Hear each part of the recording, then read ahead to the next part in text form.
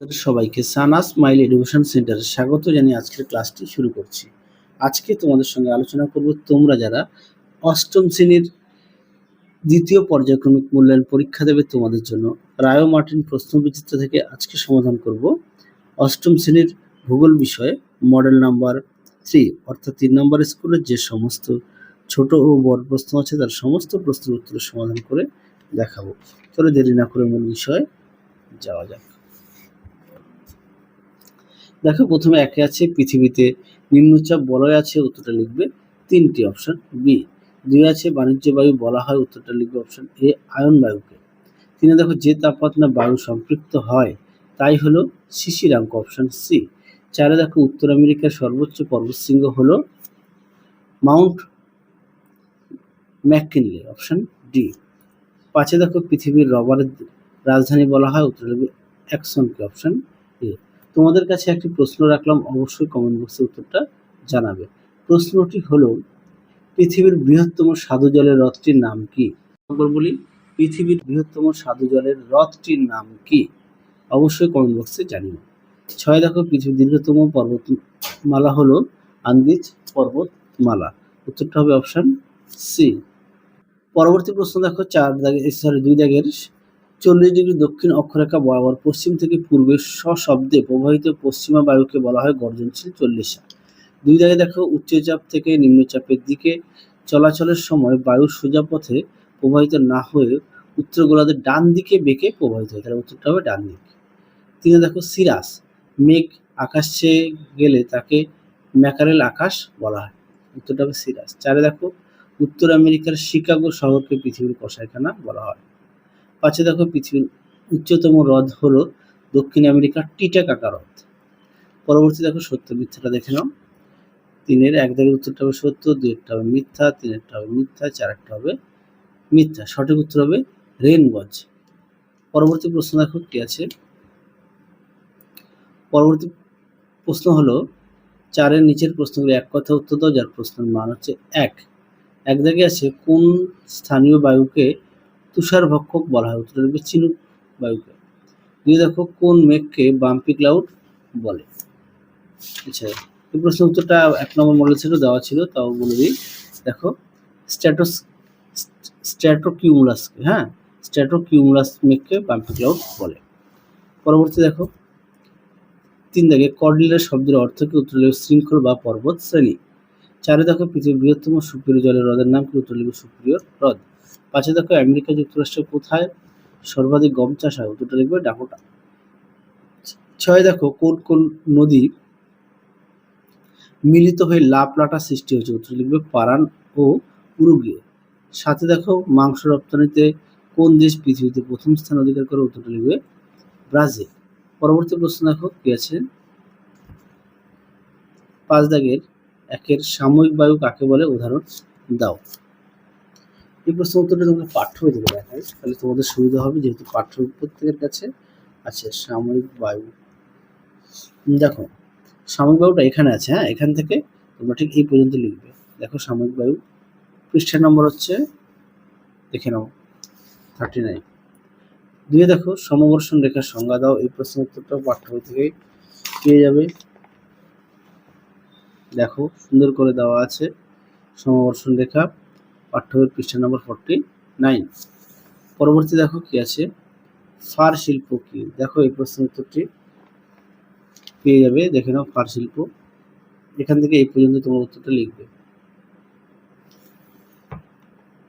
4 দেখো এস্টেনশিয়া কি,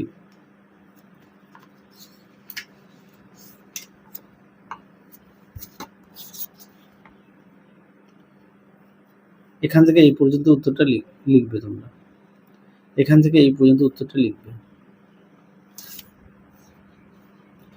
5 কোন স্থানীয় বায়ুকে দ্য ডক্টর বলে, কেন বলে, দেখো এই প্রশ্ন উত্তরটি।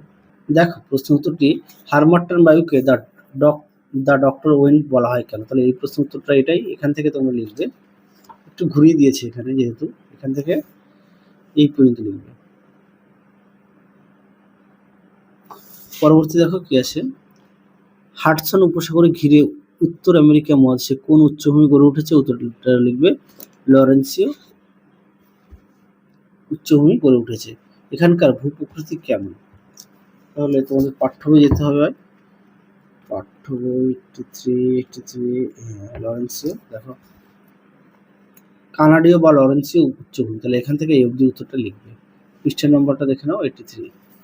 পরটা দেখো 6 দাগের প্রশ্ন, যার প্রশ্নের মান হচ্ছে 3। একে আছে নিরক্ষীয় নিম্নচাপ বলয় সৃষ্টির কারণগুলির সম্পর্কে লেখো। 117, দেখো 117 পেজে 2 দাগ। দেখো উত্তরটি তোমরা অবশ্যই পড়ে নিয়ে লিখবে। এই প্রশ্নটি তোমাদের আগের সেটাও ছিল, উত্তরটা দেখানো আছে, তাও একবার দেখিয়ে দিলাম।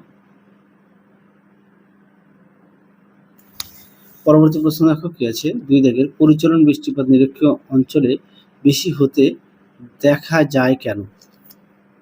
দেখো এই প্রশ্ন উত্তরটি তোমাদের 46 পাঠ্য বই, পরিচলন বৃষ্টিপাত নিরক্ষীয় অঞ্চলে পরিচলন বৃষ্টিপাত। দেখো উত্তরটি নিরক্ষীয় অঞ্চলে দুপুর বা বিকেলে দেখা যায়। তোমরা উত্তরটা পুরোটা এখান থেকে এই পর্যন্ত লিখবে। পাঠ্য পৃষ্ঠা নম্বর হচ্ছে 46। পরবর্তী প্রশ্ন দেখো 3 দাগের, কোন নদী উপত্যকায় গ্র্যান্ড ক্যানিয়ন গড়ে উঠেছে? উত্তরটা লিখবে কলোরাডো। আচ্ছা, পরটা দেখো গ্র্যান্ড ক্যানিয়ন গড়ে ওঠার কারণ কি? এটা পাঠ্য বইতে পেয়ে যাবে 84 পেজ। দেখো সুন্দর করে দেওয়া আছে, তোমরা অবশ্যই পড়ে নিয়ে লিখবে।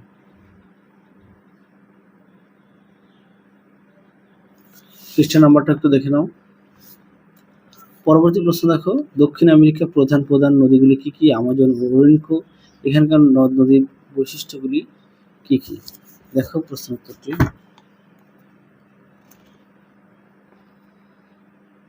দেখো কি বলেছে, আমাজন আর ওরিনকো, তাই তো? হ্যাঁ, এখানে দেখো দুটো দেওয়া আছে, আমাজন আর ওরিনকো। এর বৈশিষ্ট্যগুলো দেখে নাও। এটা হচ্ছে আমাজন নদীর বৈশিষ্ট্য এখান থেকে এই অবধি, আর ওরিনকো নদীর বৈশিষ্ট্য এখান থেকে এই পর্যন্ত লিখবে। পাঠ্য বই পৃষ্ঠা নম্বর 99। পরবর্তী প্রশ্ন দেখো 7 দাগের, একে আছে শৈলক্ষে বৃষ্টিপাত কিভাবে সংঘটিত হয় তা চিত্রসহ লেখো।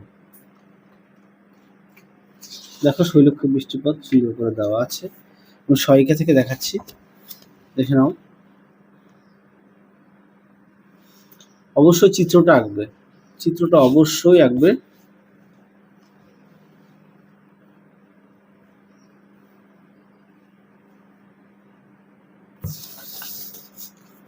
আর পাঠ্য বইতে পেয়ে যাবে 47 পেজে। পরটা দেখো নিয়ত বায়ু কাকে বলে?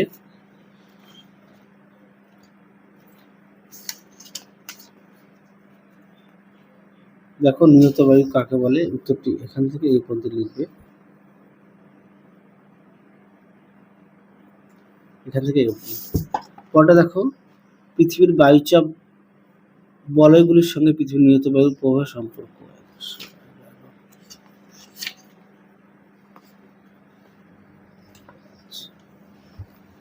দেখো প্রশ্ন উত্তরটি দেখো, দেখে নাও। সম্পর্ক তোমরা উত্তরটি এখান থেকে লিখতে পারো। চিত্রটা একটু দেখে নিও।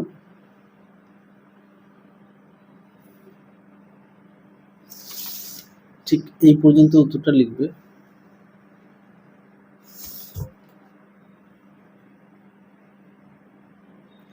দুইটা দেখো উত্তর আমেরিকার হ্রদ অঞ্চলের শিল্পোন্নতির কারণগুলি সম্পর্কে লেখো। এই প্রশ্নের উত্তরটি পেয়ে যাবে। দেখো শিল্পোন্নতির কারণ সুন্দর করে পয়েন্টে দেওয়া আছে, এগুলো লিখবে। এগুলো একটা কাজ করে তোমরা 1 নম্বর 2 নম্বর রোমান হরফে দিয়ে লিখবে, তাহলে দেখবে নিচে নিচে লিখবে, নাম্বারটা ভালো আসবে। এছাড়া এভাবেও লিখতে পারো, এভাবেও লিখতে পারো, সমস্যা নেই। আচ্ছা, পৃষ্ঠা নাম্বারটা দেখে নাও, পাঠ্য বই 99। পরবর্তী দেখো কি আছে, দক্ষিণ আমেরিকার সেলভা অরণ্যের অবস্থান সম্পর্কে লেখো। দেখো প্রশ্ন উত্তর, সেলভা অরণ্য যেহেতু বলেছে আমাকে সেলভা অরণ্যটা দেখাবো, এই পর্যন্ত উত্তরটা লিখবে। পরবর্তী অর্থাৎ শেষ প্রশ্ন, এই অরণ্যের জলবায়ু ও উদ্ভিদ প্রাণীর বৈশিষ্ট্য সম্পর্কে লেখো। দেখো প্রথমে জলবায়ুটা দেখাই, যেহেতু জলবায়ু বলেছে হ্যাঁ, তারপরটা উদ্ভিদ প্রাণীর, ঠিকই আছে, উদ্ভিদ সমূহ দেখে নাও, এখান থেকে এই পর্যন্ত লিখবে। ঠিকই আছে, এটা 12 না, এটা 11।